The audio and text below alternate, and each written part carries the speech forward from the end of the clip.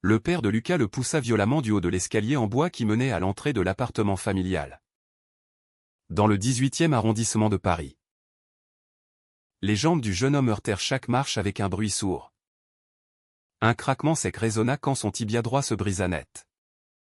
Suivi d'une douleur fulgurante qui lui coupa le souffle. Maintenant elles correspondent à ta vie de pédé. Cracha son père en se penchant au-dessus de la rampe. Le visage déformé par une rage qu'il avait contenue pendant des années. Lucas resta étendu en bas des marches. Le souffle court. La douleur irradiant dans tout son corps. Il avait 22 ans. Étudiait le théâtre au conservatoire. Et ce jour-là il devait passer une audition pour un rôle principal dans une pièce contemporaine sur l'identité queer. Une production qui allait tourner dans plusieurs théâtres parisiens. Il avait répété des semaines entières. Caché ses répétitions à sa famille. Surtout à son père. Un ouvrier à la retraite qui voyait dans l'homosexualité une trahison. Une faiblesse? Une honte. Sa mère, Marie, descendit en courant, hurlant le prénom de son fils. Elle s'agenouilla près de lui, les mains tremblantes, tandis que le père remontait dans le salon sans un mot. Les voisins entendirent les cris, appelèrent les pompiers. Lucas fut emmené aux urgences de l'hôpital Lariboisière, où les radios confirmèrent 2 fractures ouvertes. Une au tibia droit. Une au péroné gauche. Opération immédiate. Plaque. Vie. 6 mois minimum sans poser le pied par terre. L'audition était dans 3 heures. À l'hôpital. Julien arriva en courant. Essoufflé. Encore en tenue de travail, il était infirmier dans le même hôpital. Il prit la main de Lucas. Murmura des mots apaisants. Mais le jeune homme ne pouvait détacher son regard du plafond blanc. Julien était son petit ami depuis 2 ans. Le seul à connaître toute la vérité sur sa vie. Ils s'étaient rencontrés lors d'une répétition amateur. Julien jouait de la guitare dans une troupe bénévole. Leur relation était discrète. Protégée. Mais solide. Julien avait toujours insisté pour que Lucas assume son homosexualité. Pour qu'il arrête de se cacher. Tu vas guérir? Dit Julien. On va reporter l'audition. Ou trouver une autre date. Lucas secoua la tête. Non. C'est ma seule chance. Le metteur en scène ne recaste pas. Marie entra dans la chambre. Les yeux rougis. Elle n'avait jamais accepté pleinement l'orientation de son fils. Mais elle l'aimait trop pour le rejeter. Elle s'assit au bord du lit. Caressa ses cheveux. Ton père est rentré à la maison. Il ne voulait pas te faire mal. Il a perdu le contrôle. Lucas ne répondit pas. La douleur physique était terrible. Mais celle dans sa poitrine était pire. Il avait toujours su que son père le méprisait en silence. Mais jamais il n'aurait imaginé une violence pareille. Il pensa à l'audition. Au texte qu'il avait appris par cœur, un monologue sur le rejet familial.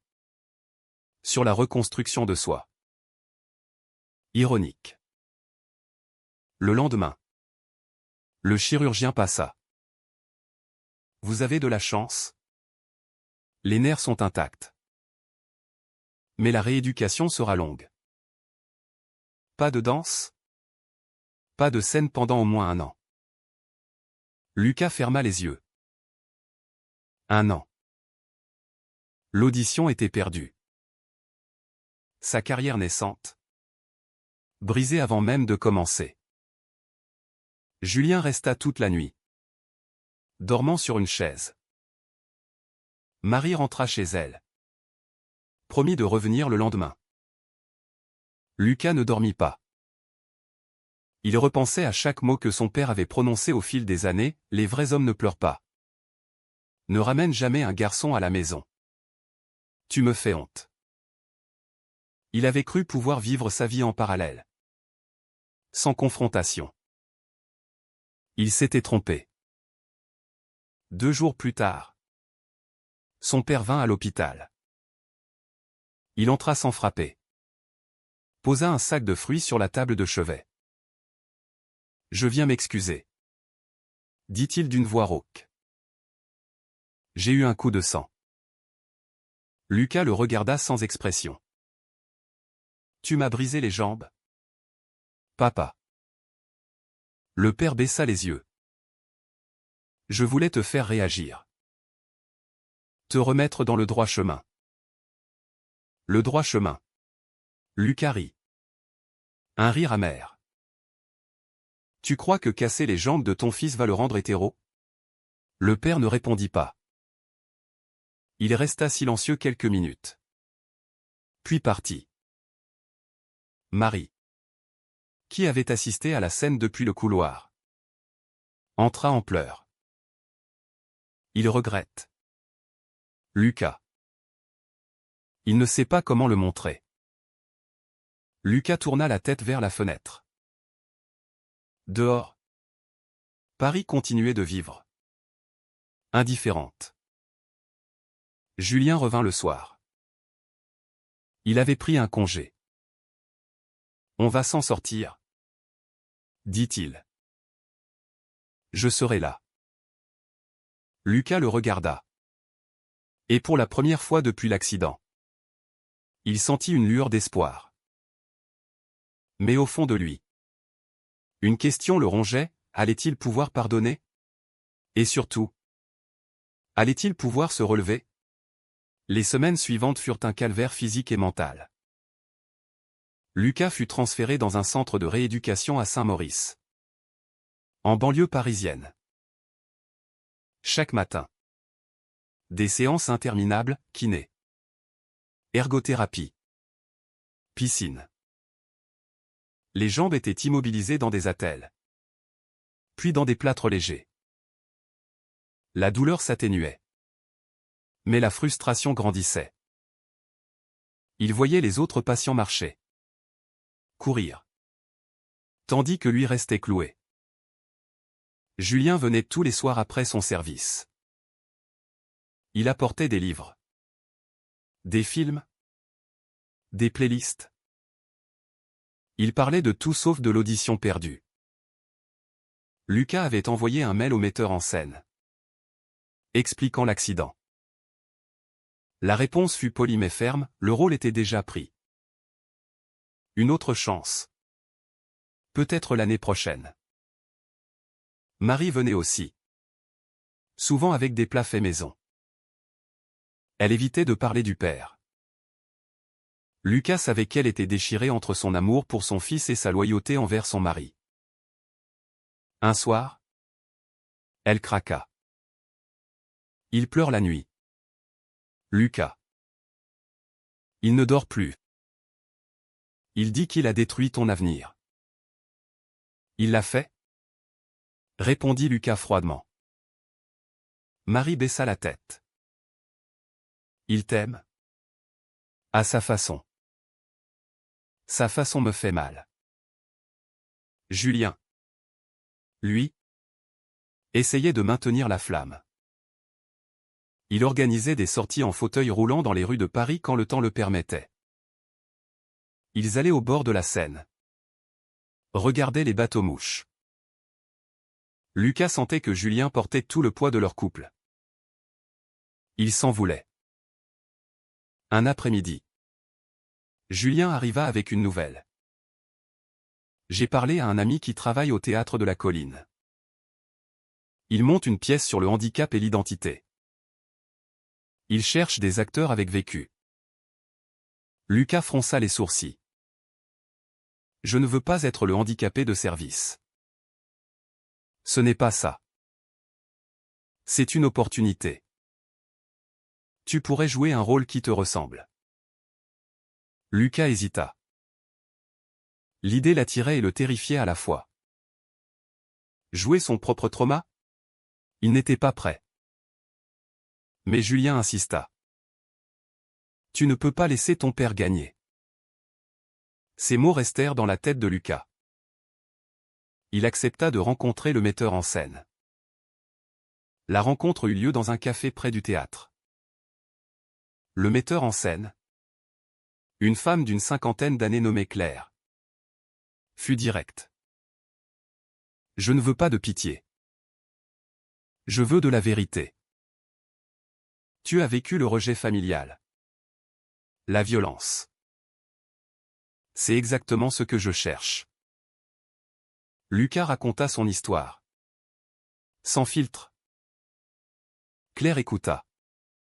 Puis dit, tu as le rôle si tu veux. Mais il faudra travailler dur. La pièce parle de reconstruction. Lucas accepta. Le père apprit la nouvelle par Marie. Il ne dit rien. Mais le soir même, il appela Lucas. Tu vas vraiment remonter sur scène? Avec tes jambes? Oui. Silence. Puis, je suis fier de toi. Lucas raccrocha sans répondre. Fier? Après ce qu'il avait fait? Les répétitions commencèrent.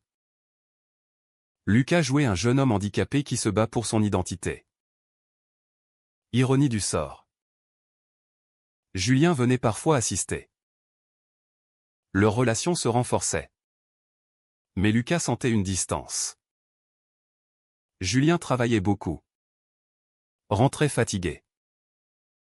Un soir, Lucas le surprit au téléphone. Parlant bas. Oui. Je sais, je vais lui dire bientôt. Lucas ne posa pas de questions. Il avait assez de problèmes. Puis vint la trahison. Un soir, Julien arriva en retard. Les yeux rouges. Il faut qu'on parle. Lucas sentit son cœur se serrer. Quoi? J'ai rencontré quelqu'un au travail. Un collègue. On a ça à déraper. Lucas resta figé. Tu m'as trompé? Une fois. J'étais perdu. Avec tout ce qui t'arrive. Et tu as choisi de me tromper au lieu de parler? Julien pleura.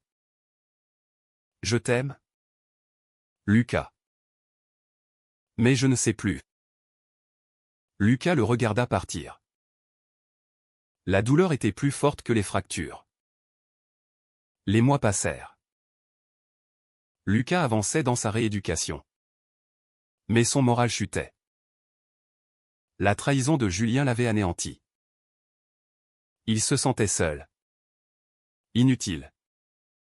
Brisé à l'intérieur comme à l'extérieur. Les répétitions continuaient. Mais il jouait mécaniquement. Claire le remarqua. Tu es là sans être là. Qu'est-ce qui se passe? Il raconta tout. Claire l'écouta. Puis dit, la pièce parle de ça aussi. De la trahison. Du pardon. De la reconstruction. Utilise ta douleur. Lucas essaya. Chaque soir, il écrivait des notes sur son personnage, mélangeant sa vie et le rôle. Il se rendait compte que la pièce n'était pas seulement un spectacle, c'était une thérapie. Marie continuait de venir. Elle parla enfin du père. Il voit un psy. Il essaie de comprendre pourquoi il a explosé comme ça. Lucas haussa les épaules. Trop tard. Mais un jour, le père se présenta au centre de rééducation. Il était amaigri. Les yeux cernés. Je ne te demande pas de pardonner. Juste de m'écouter. Il raconta son enfance, un père violent. Une mère absente. La peur de la différence. J'avais peur que tu souffres comme moi. J'ai cru que te corriger te protégerait. Lucas écouta. sans interrompre. Quand le père eut fini, il dit simplement, « Tu m'as fait plus de mal que n'importe qui. » Le père baissa la tête. « Je sais. » Il partit. Lucas resta longtemps silencieux. La première de la pièce approchait. Lucas pouvait désormais marcher avec des béquilles. Il monta sur scène pour la générale. Le public était restreint, famille, amis, équipe. Marie était là. Julien aussi. Au fond de la salle. Pendant le monologue final, Lucas parla avec une intensité qu'il n'avait jamais eue. Il parla de la violence familiale, de la trahison, de la reconstruction. Les larmes coulèrent. Vrai. À la fin, le silence fut total. Puis un tonnerre d'applaudissements. Dans les coulisses, Marie l'embrassa. « Tu es incroyable. » Le père n'était pas venu. Julien s'approcha. « Je suis désolé. » Lucas le regarda. « Moi aussi. Mais je ne peux pas revenir en arrière. » Julien partit. La pièce fut un succès. Les critiques parlèrent d'une performance déchirante de vérité. Lucas reçut des propositions pour d'autres rôles. Il marchait presque normalement maintenant. Même si la douleur revenait par temps humide. Il déménagea dans un petit appartement près du canal Saint-Martin. Seul. Il apprit à vivre avec ses cicatrices. Marie divorça du père. Elle emménagea dans un studio à Montmartre. Elle voyait son fils souvent. Il parlait. Vraiment. Le père disparut un temps. Puis il envoya une lettre. « Je ne mérite pas ton pardon. Mais je suis heureux que tu sois vivant et que tu crées. » Lucas la lut. L'arrangea. Il ne répondit pas. Un soir, au théâtre, après une représentation, un jeune acteur l'aborda. « Ta performance m'a touché. Je suis gay. Et ma famille c'est compliqué. » Lucas sourit. Moi aussi. Mais on s'en sort. Ils parlèrent longtemps. Peut-être le début de quelque chose. Lucas continuait d'avancer. Pas à pas. À la fin. La question reste, un père qui commet l'irréparable par peur et par ignorance mérite-t-il un jour le pardon de son fils? Vrai ou faux?